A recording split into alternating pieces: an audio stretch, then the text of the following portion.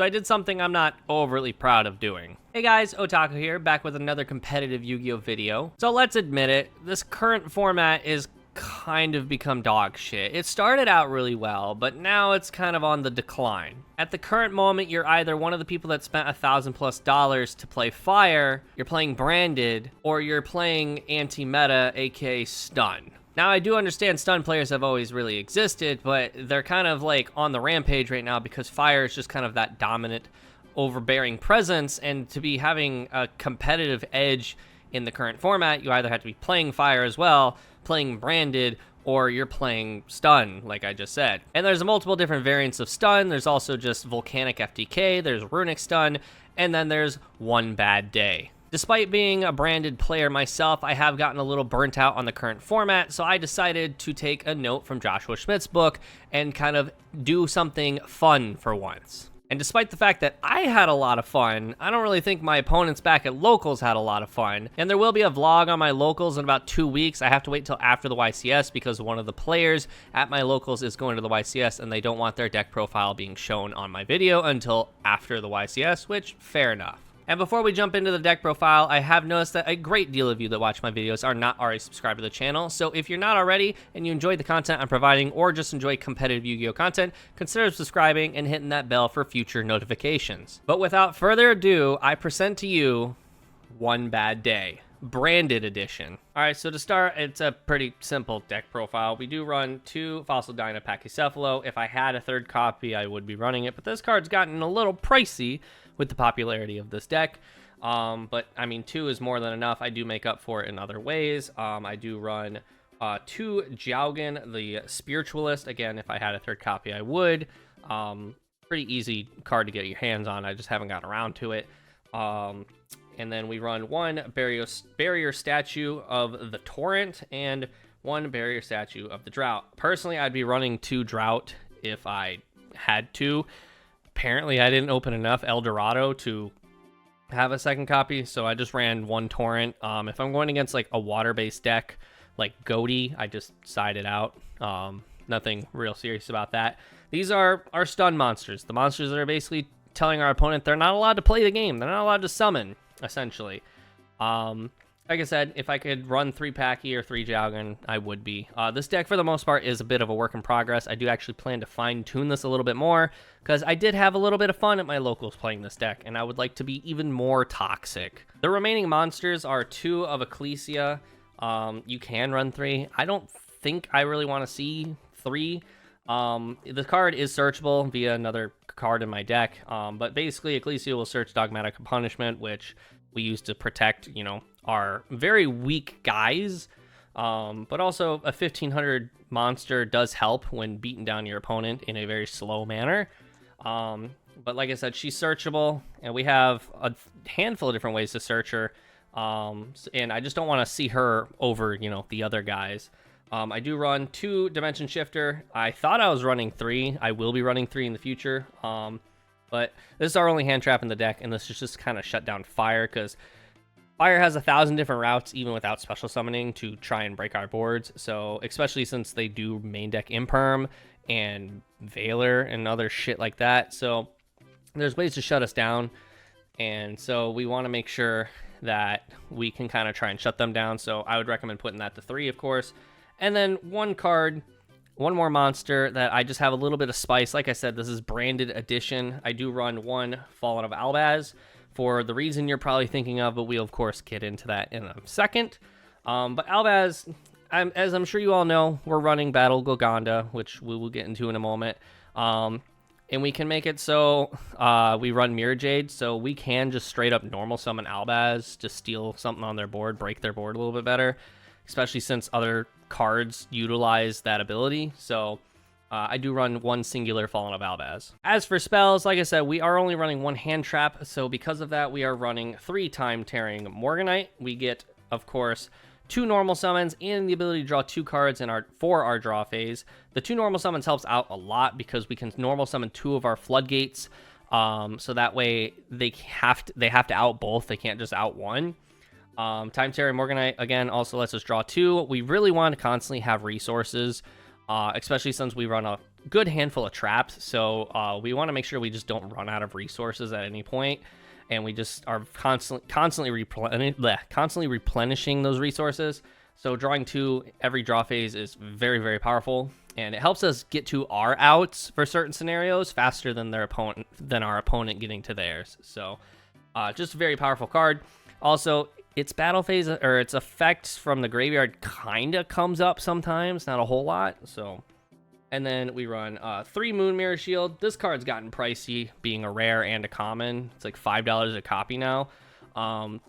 This just makes it so our very weak guys like Jowgen and the statues are no longer weak. They're always at every point in time 100 attack points higher than any monster on your opponent's board, because we don't want to get swung over with very weak monsters. We then run 3 Pot of Duality and 2 Pot of Prosperity. You can run 3 Pot of Prosperity. I personally just chose to run 2. I'm considering throwing in an Extravagance in there for fucking shits and giggles. But these cards just help us so we see our cards a lot more frequently, because we do get hands at points where it just isn't enough, or we don't see one of our lock monsters. So we just want to be able to fish for them and just hopefully guarantee we see at least one. The remaining spells is I run 3 Nadir. This is how we make Ecclesia searchable, but also we run, as we'll get into in the extra deck, we run a bunch of cards that like to get dumped to the graveyard. So Nadir Servant just helps expedite that and make that quicker. We run 3 Battle of Golconda. This also, just like Moon Mirror Shield, helps protect our very weak guys from damage, but also protects us from like shit like Raigeki, Lightning Storm, because it can protect the back row as well, as I learned at the locals. This card's just incredibly powerful and just very cheesy, but unfortunately not searchable, or not searchable anything in our deck. So we do want to be able to see this as often as possible. So again, Pot of Prosperity and Pot of Duality help with that as well. And then for the last 2 spells, I run 2 Branded Fusion. Yes, our deck locks ourselves out of special summoning. However, there are weird scenarios where if I'm going first and I don't have access to Jowgen, I just go Branded Fusion into Sanctifier, and then Sanctifier guarantees Jowgen on my opponent's turn. Also, we don't do any specialing from the extra deck aside from that, so why not? If I'm going second, I side it out. There's no reason to run this if I'm going second. It's a really easy side out. But I just kind of figured, why not? For traps, we run a great deal of them. We run 3 Dogmatica Punishment, because searchable, it helps protect our monsters from, just getting swung over, because our opponents still can normal summon, and there's a lot of monsters in this game that are bigger than the statues, Pachycephalo, and even Jowgen. So if we don't see Moon Mirror Shield or Golconda, we can, of course, hopefully see this or a way to get to it and pop their shit, so that way they don't swing over us, but also get a monster in the graveyard like Garua or Intis to hopefully get more benefit. And then the rest of the traps are all counter traps. We run 3 Solemn Strike, 3 Solemn Judgment, and 1 Dark Bribe. I do run a second Dark Bribe in the side, but as you all know in my last deck profile video, I will no longer be showing off the side. Strike just prevents monsters from being inherently special summoned, and also if they use their effect on the field, fuck them. Judgment is, of course, Judgment. And then Dark Bribe was kind of a weird thing that I saw someone running in one bad day, and I really like the idea. The downside is, of course, your opponent gets to draw a card, but the only risk there is that they get to draw the out to your further scenario. So if they activate a card to out you and you negate it, and then they draw another out, it's just kind of, unfortunate, but it's a risk I'm willing to take, because of course they can't, counter this unless they have another counter trap. But overall, just a very powerful card, especially for spell and trap cards, because if they have Duster or Raigeki or Lightning Storm, you can just go like this and no. That's it for the main deck, though. Moving on to the extra deck, we do run 1 Golden Cloud Beast Meilong. Meilong is just kind of like a different Intis. If you don't want to pop the card in question that you're targeting, you can send Meilong instead of Intis to kind of put it back in the hand, because if your opponent's running a deck that they benefit from their stuff getting popped and somehow they're not locked out of special summoning, Meilong is a lot more helpful. And then we do run 1 Psyframe Gear Omega, not because we're summoning him, but his graveyard effect allows us to just shuffle something back into our deck, which of course can be a little bit more helpful. The rest of the extra deck is, of course, fusion monsters. I do run one Mud Dragon because I run Super Poly in the side, and there are just times where I side it going second just to hopefully break a board. I do run 2 Garua because we are running cards that can dump them into the graveyard to get draw effects, and also Super Poly again in the side. I run 2 Intis, considering putting it to 3 because why not? It's a pop, and you just get profit from that. 1 of the Skull Knight, 1 of Skull Wagon, and then the rest are Albaz fusions for Golgonda, of course. 2 of Titaniclad. Honestly, probably should run 3 because Titaniclad gets you to Ecclesia if you don't see it on your opening turn, and Ecclesia, of course, gets you to punishment and just a lot of benefit. 1 Albion. I'll probably cut the Albion for another Titaniclad, honestly.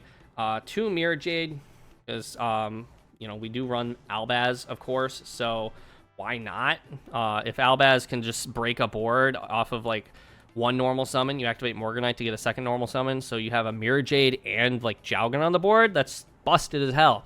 And then 1 Sanctifier, like I said, just kind of our target for, Branded Fusion to turbo out, like, Jowgen if we don't see Jowgen on the opening turn, and then still be able to lock our opponent out of, you know, stuff. Now, I'm not going to do a test hand by any means, and I'm not going to show the side deck because, as I mentioned in the last deck profile video, it's very just up to interpretation, and based off of what event you're going for, you side based off of what you're doing.